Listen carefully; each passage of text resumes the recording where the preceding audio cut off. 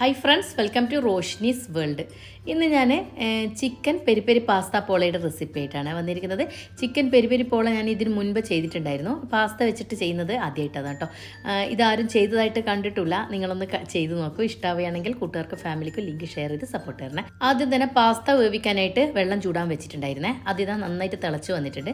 ഇനി ഇതിലോട്ട് പാസ്ത ഇട്ട് കൊടുക്കാം. ഞാൻ ഏകദേശം 2 കപ്പോളം പാസ്തയാണ് എടുത്തിട്ടുള്ളത്. ഞാനിപ്പോൾ ഈ ഒരു രീതിക്കുള്ള പാസ്തയാണ് എടുത്തത്. ഏത് രീതിയിലുള്ള പാസ്ത എടുത്താലും കുഴപ്പമില്ല. പാസ്ത ഇപ്പം പല മോഡലും കിട്ടുന്നുണ്ടല്ലോ. അപ്പോൾ അത് നിങ്ങൾക്ക് ഏതാണെന്ന് ഇഷ്ടം അതെടുത്തിട്ട് ഇതിലേക്ക് വെള്ളത്തിലിട്ട് കൊടുത്ത് അതിൽ ഉപ്പും 1 ടീസ്പൂൺ ഓയിലൂടെ ഒഴിച്ചു കൊടുക്കുന്നുണ്ട്. അത് തമ്മിൽ ഒട്ടിപ്പിടിക്കാതിരിക്കാനായിട്ടോ. അപ്പോൾ ഇതൊന്ന് കുക്കായി വരട്ടെ. പാസ്ത കുക്കായി വരുമ്പോഴേക്കും ചിക്കൻ മാരിനേറ്റ് ചെയ്യാൻ ആവശ്യമായിട്ടുള്ള ഒരു മസാലക്കൂട്ട് തയ്യാറാക്കാം. അതിനായിട്ട് ഇതാ കുറച്ച് വറ്റൽ മുളക് ഞാൻ കുതിർത്തി എടുത്തിട്ടുണ്ടായിരുന്നേ. നല്ല ചൂടുള്ള വെള്ളത്തിലാണ് കുതിർത്തി എടുത്തത്. ഇനി ഇതൊന്ന് അരച്ചെടുക്കണം.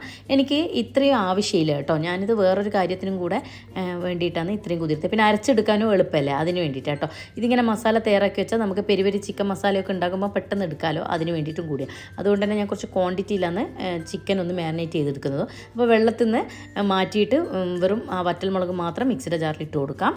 വറ്റൽമുളകിൻ്റെ കൂടെ തന്നെ ഒരു 8-10 അല്ലി വെളുത്തുള്ളിയും 1 ടീസ്പൂൺ ചെറിയ ജീരകവും അതുപോലെ ഒരു വലിയ ഉള്ളിയുടെ ഹാഫ് ഭാഗം എടുത്തിട്ടുണ്ട്. ചെറുതാണെങ്കിലും ഒന്നെന്നെ എടുത്തോളൂ കേട്ടോ. അതുപോലെ മല്ലിയില ഒരു 1/4 കപ്പോളം ഇട്ട് കൊടുക്കാം. പിന്നെ ഒറിയാനൊന്ന് എടുത്തിട്ടുള്ളത് അതൊരു 1-1.5 ടീസ്പൂണോളം ഇട്ട് കൊടുത്തോളൂ കേട്ടോ. പിന്നെ കാശ്മീരി ചില്ലി പൗഡർ 1/2 ടീസ്പൂൺ ഇട്ട് കൊടുത്തിട്ടുണ്ട്. വിനാഗിരി ഒരു 1 മുതൽ 1.5 ടീസ്പൂൺ വരെ ഒഴിച്ചു കൊടുക്കാം. പിന്നെ ആവശ്യത്തിനുള്ള ഉപ്പും 1/4 കപ്പ് ഓയിലാണ് ഒഴിച്ചു കൊടുക്കുന്നത്. സൺഫ്ലവർ ഓയിൽ തന്നെ ഒഴിച്ചു കൊടുക്കാൻ നോക്കാം, വെളിച്ചെണ്ണ ഒഴിക്കരുത്. ഇനി നന്നായിട്ട് പേസ്റ്റ് പരുവത്തിൽ അരച്ചെടുക്കാം. ഇത് കണ്ടോ, ഇതുപോലെ നല്ല പേസ്റ്റ് പരുവത്തിൽ തന്നെ അരച്ചെടുത്തിട്ടുണ്ട്. ഇനി ഇത് നമുക്ക് മാരിനേറ്റ് ചെയ്യുന്ന ചിക്കനിലോട്ട് ഒഴിച്ചു കൊടുക്കാം. ചിക്കൻ ഞാൻ പറഞ്ഞില്ലേ, എനിക്ക് വേറൊരു ആവശ്യം കൂടെ ഉള്ളത് കൊണ്ട് ഞാൻ കുറച്ച് ക്വാണ്ടിറ്റിയിൽ എടുത്തിട്ടുണ്ട്. ഇതുപോലെ ചെറിയ ചെറിയ ക്യൂബ്സ് ആക്കിയിട്ട് കട്ട് ചെയ്തെടുക്കാം. ഞാനിപ്പം പെരി പെരി ചിക്കൻ മസാലയ്ക്ക് വേണ്ടിയിട്ടാണ് ഇത്രയും ചിക്കൻ എടുത്തത്. അപ്പോൾ നിങ്ങൾ ഒരു 250 ഗ്രാമോളം മാത്രം ചിക്കൻ എടുത്താൽ മതി കേട്ടോ. ഞാൻ പറഞ്ഞല്ലോ, അതുകൊണ്ടാണ് മസാല ഞാൻ മുളകൊക്കെ കുറച്ച് കൂടുതലിട്ടിട്ട് അരച്ചെടുത്തത് കേട്ടോ.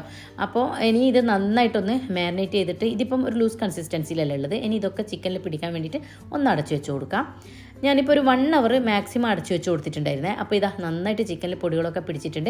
ഇതുപോലെ ആയി കിട്ടണം. ഇനി ഇതൊന്ന് ഫ്രൈ ചെയ്യാൻ ആവശ്യമായിട്ട് ഷാലോ ഫ്രൈ ആണ് ചെയ്യുന്നത്. കൂടുതൽ എണ്ണ ഒഴിക്കണ്ട. 1-2 ടേബിൾ സ്പൂൺ ഓയിൽ ഒഴിച്ചു കൊടുത്തതിന് ശേഷം അതിലോട്ട് കുറച്ച് കറിവേപ്പില പിച്ചിട്ട് കൊടുത്തിട്ടുണ്ട്. ഇനി അതിലോട്ട് നമ്മൾ മാരിനേറ്റ് ചെയ്ത ചിക്കൻ ഇട്ട് ഇതുപോലെ നന്നായിട്ട് ഫ്രൈ ചെയ്തെടുക്കാം. എന്നിട്ട് ഇത് ഞാൻ ഇങ്ങോട്ടേക്ക് മാറ്റി വെക്കുന്നുണ്ട്. ഇനി ഇതേ പാനിൽ തന്നെ 1.5 ടീസ്പൂൺ ഗീയാണ് ഒഴിച്ചു കൊടുത്തിട്ടുള്ളത്. അതുപോലെ കൂടെ പച്ചമുളകും 1/2 ടീസ്പൂൺ ഇഞ്ചി വെളുത്തുള്ളി പേസ്റ്റിനെ വേണമെന്നില്ല, ചെറുതാക്കി കട്ട് ചെയ്തിട്ട് കൊടുത്താൽ മതി. ഇനി അതിൻ്റെ കൂടെ ഒരു വലിയ ഉള്ളി, നല്ല വലുതാണെങ്കിൽ ഒന്നെണ്ണം എടുത്തോളൂ കേട്ടോ. കുറച്ച് കറിവേപ്പില കൂടെ പിച്ചിട്ട് കൊടുക്കാം. ഇനി പിന്നെ ക്രഷ്ഡ് ചില്ലി, മഞ്ഞൾപ്പൊടി, മുളക് പൊടി, മല്ലിപ്പൊടി, ഗരം മസാലപ്പൊടി, പിന്നെ ഒറിഗാനോ, ഇതൊക്കെ ഒരു 1/4 ടീസ്പൂൺ മുതൽ 1/2 ടീസ്പൂൺ വരെ ഇട്ട് കൊടുക്കാം. പിന്നെ ആവശ്യത്തിനുള്ള ഉപ്പും, പിന്നെ അതുപോലെ ക്യാപ്സിക്കത്തിൻ്റെ ഹാഫ് ഭാഗം ഞാൻ കട്ട് ചെയ്തിട്ട് കൊടുത്തിട്ടുണ്ട്. കൂടെ തന്നെ ചിക്കൻ ഫ്രൈ ചെയ്തുകൂടെ ഇട്ടിട്ട് ഇനി ചിക്കനിലോട്ട് ആ പൊടികളും ക്യാപ്സിക്കത്തിൻ്റെ ആ ടേസ്റ്റൊക്കെ ഒന്ന് പിടിക്കാൻ വേണ്ടി അടച്ചു വെച്ച് കൊടുക്കുന്നുണ്ട് കുറച്ച് സമയം.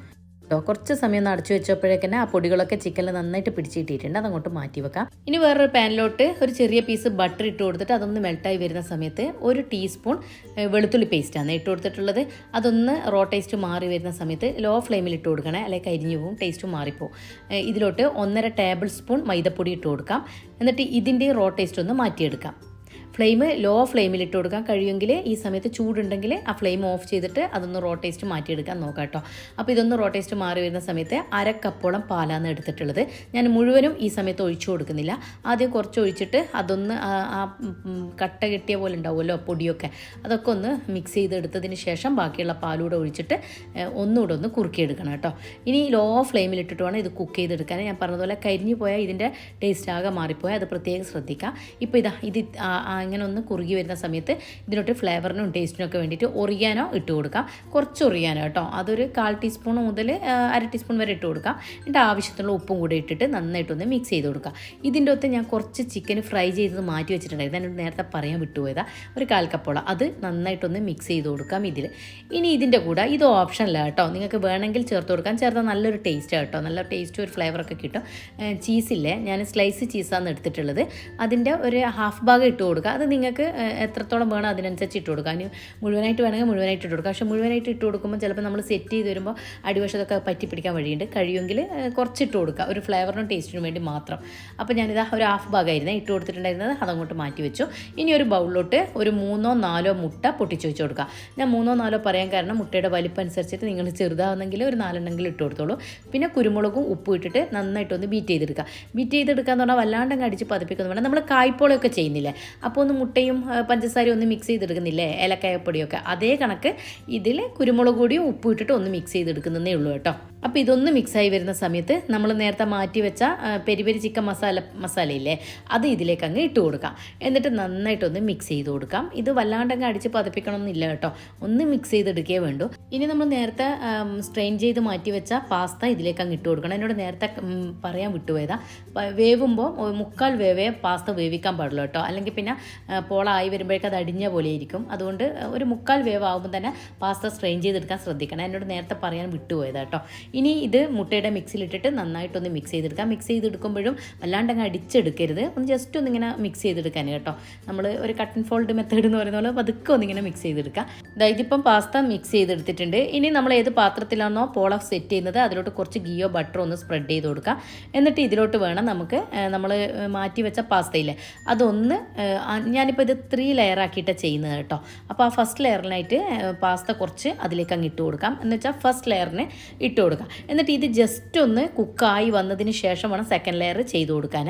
ഇത് എല്ലാ ഭാഗവും ഒരുപോലെ ആവുന്ന രീതിക്ക് പതുക്കെ, ഞാൻ പറഞ്ഞതുപോലെ സ്പാച്ചിലൊന്നും വെച്ച് ഇട്ടടിക്കരുത്, ഒന്ന് ജസ്റ്റ് ഒന്നിങ്ങനെ എല്ലാ ഭാഗവും സ്പ്രെഡ് ചെയ്ത് കൊടുക്കുക. എന്നിട്ട് ഒന്ന് പതുക്കെ ഒന്നിങ്ങനെ ഒന്ന് തട്ടി കൊടുക്കുക. എന്നിട്ട് നമുക്കിത് അടുപ്പിലോട്ട് മാറ്റി കൊടുക്കാം. ഇതിൻ്റെ ആ ഫസ്റ്റ് ലെയർ ഒന്ന് ആയി വരട്ടെ, ഞാൻ കുറച്ച് മാറ്റി വെച്ചിട്ടുണ്ട്. ഇനി എന്നും പറയുന്നത് പോലെ തന്നെ പോളാപാത്രം വെക്കുന്നതിന് മുൻപായിട്ട് ഇതുപോലെ ഒരു ഉപയോഗിക്കാത്ത ഏതെങ്കിലും തവയോ അതല്ലെങ്കിൽ ഫ്ലെയിം കൺട്രോളറോ വെച്ചിട്ട് അതിൻ്റെ മുകളിൽ വേണം നമ്മൾ ഈ പോളാപാത്രം വെച്ച് കൊടുക്കാൻ. അപ്പോൾ നമുക്ക് നല്ല അടിവശം പെർഫെക്റ്റ് ആയിട്ട് തന്നെ ആയി കിട്ടും കേട്ടോ. അപ്പോൾ അതൊന്നും ആയി വരാൻ വേണ്ടി അടച്ചു വെച്ച് കൊടുക്കുന്നുണ്ട്. പിന്നെ അതുപോലെ തന്നെ ഗ്ലാസ് ലിഡ് ഉപയോഗിക്കുന്നെങ്കിൽ അതിലൊരു ഹോൾസ് ഉണ്ടാവുമല്ലോ, അപ്പോൾ അതും ഒന്ന് കവർ ചെയ്ത് കൊടുക്കാൻ നോക്കാം. ഇതൊക്കെ ഞാൻ എപ്പോഴും പറയുന്നത് പുതിയ സബ്സ്ക്രൈബ്സിന് വേണ്ടിയിട്ട് കേട്ടോ. അപ്പോൾ ഞാൻ കുറച്ച് സമയം ഒന്ന് വെച്ച് കൊടുത്തപ്പോൾ തന്നെ അതൊന്ന് ജസ്റ്റ് ഒന്ന് ആയി വന്നിട്ടുണ്ട്. കുറേ സമയം വെക്കരുത്. ഇനി സെക്കൻഡ് ലെയറായിട്ട് നമ്മൾ മൈദപ്പൊടിയും പാലൊക്കെ ചേർത്തിട്ട് ചിക്കൻ ഒന്ന് പിന്നെ മാരിനേറ്റ് ചെയ്തെടുത്തിട്ടുണ്ടായിരുന്നില്ലേ, വേവിച്ചെടുത്തിട്ടുണ്ടായിരുന്നില്ലേ, അത് ഇതിൻ്റെ ആ സെക്കൻഡ് ലെയറാക്കിയിട്ട് ഇതുപോലെ ഇങ്ങനെ വെച്ച് കൊടുക്കുക.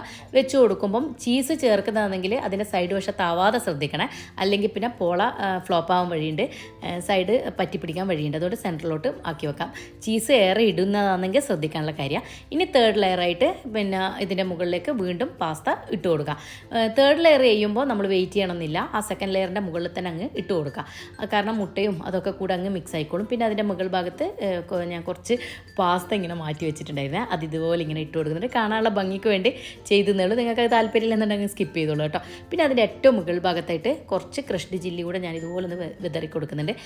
പെരി പെരി ചിക്കൻ പാസ്ത അല്ലേ, അപ്പോൾ അതൊന്ന് കുറച്ച് എരിവിലായിക്കോട്ടെ എന്ന് വിചാരിച്ചിട്ട് ഇട്ട് കൊടുക്കുന്നത്. അപ്പോൾ നിങ്ങൾ കുട്ടികൾക്കൊക്കെ കൊടുക്കുന്നതാണെങ്കിൽ അതങ്ങ് സ്കിപ്പ് ചെയ്തോളൂ. പക്ഷേ അങ്ങനെ കഴിക്കുമ്പോൾ പ്രത്യേക ടേസ്റ്റ് കേട്ടോ. അതുപോലെ തന്നെ കുറച്ച് ഒറിഗാനോ കൂടെ ഞാൻ ഇട്ട് കൊടുത്തിട്ടുണ്ടായിരുന്നു. അതിൻ്റെ ക്ലിപ്പ് എന്നോട് മിസ്സായി പോയതാണ് കേട്ടോ. ഇനി ഇത് അടച്ചു വെച്ചിട്ട് ഒന്ന് ജസ്റ്റ് ഒന്ന് ആയി വരാൻ വേണ്ടി വെയിറ്റ് ചെയ്യാം.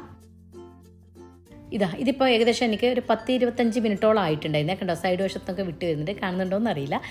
ഇനി നമുക്ക് ഇതിൻ്റെ സെൻറ്റർ ഭാഗം ഒന്ന് കുത്തി നോക്കാം. ഒരു കൊള്ളിയോ സ്കെയറോ വെച്ചൊന്ന് കുത്തി നോക്കുമ്പോൾ അതിൽ ഒട്ടിപ്പിടിച്ചിട്ടില്ലെങ്കിൽ അത് കുക്കായി എന്നാണ് അർത്ഥം കേട്ടോ. ഇതും ഞാൻ പുതിയ സബ്സ്ക്രൈബ്സിന് വേണ്ടി പറയുന്നത് കേട്ടോ. അങ്ങനെ പറഞ്ഞുകൊണ്ടിരിക്കുന്നത് ഞാൻ എപ്പോഴും പറയുന്ന കാര്യങ്ങൾ ഈ 2 കാര്യങ്ങളും, ഒന്ന് ഫ്ലെയിം കൺട്രോളിൻ്റെതും ഒന്ന് പിന്നെ ഈ കൊള്ളി കുത്തി നോക്കുന്ന കാര്യങ്ങളും. അപ്പോൾ അത് ബോറടിക്കുന്നവരങ്ങ് സ്കിപ്പ് ചെയ്തോളൂ. ഇനി ഞാനിത് പിന്നെ ഒരു പാത്രത്തിലോട്ട് പ്ലേറ്റിലോട്ട് മാറ്റിയിട്ടുണ്ടായിരുന്നേ. അപ്പോൾ ഇത് കണ്ടോ, ഇതിൻ്റെ ഈ പോളൻ കൊണ്ടുള്ള പ്രത്യേകത എന്താണെന്ന് പറഞ്ഞാൽ നമ്മൾ ഷവർമ പോള ചെയ്തതുപോലെ തന്നെ ഇതും നമുക്ക് ഇതിൻ്റെ മുകൾ ഭാഗം പിന്നെ ഒന്ന് കുക്കാക്കി എടുക്കേണ്ട ആവശ്യമില്ല. അത് മുകൾ ഭാഗം വരെ അത് കുക്കായി കിട്ടിയിട്ടുണ്ടായിരുന്നു കേട്ടോ. നല്ല സൂപ്പറായിട്ടായി വന്നിട്ടുണ്ട്. ഇനി ഞാനിതൊന്ന് കട്ട് ചെയ്ത് കാണിച്ചു തരാം. ഇത് നോക്കിയ ഉൾവശമൊക്കെ നന്നായിട്ട് കുക്കായിട്ടുണ്ട്. ആ ചിക്കനും പിന്നെ ചീസ് ഫ്ലേവറൊക്കെ ആകുമ്പോൾ നല്ലൊരു ടേസ്റ്റാണ്. ഞാൻ ഇതിന് മുൻപേ ഇല്ലേ ഇതുപോലെ തന്നെ ഞാൻ ഷവർമ പോള ചെയ്തിട്ടുണ്ടായിരുന്നു. ഇതേ വോളിയത്തിൽ നല്ല ടേസ്റ്റും ആയിരുന്നു. നിങ്ങളൊന്ന് അതും ഒന്ന് ട്രൈ ചെയ്ത് നോക്കട്ടോ. കാണാത്തവരുണ്ടാവുമല്ലോ, അപ്പോൾ നിങ്ങളതൊന്ന് ട്രൈ ചെയ്ത് നോക്കണേ. അപ്പോൾ ഇതിലും നല്ല വീഡിയോസായിട്ട് പുതിയ വീഡിയോയിൽ കാണുമ്പോഴേക്കും താങ്ക് യു.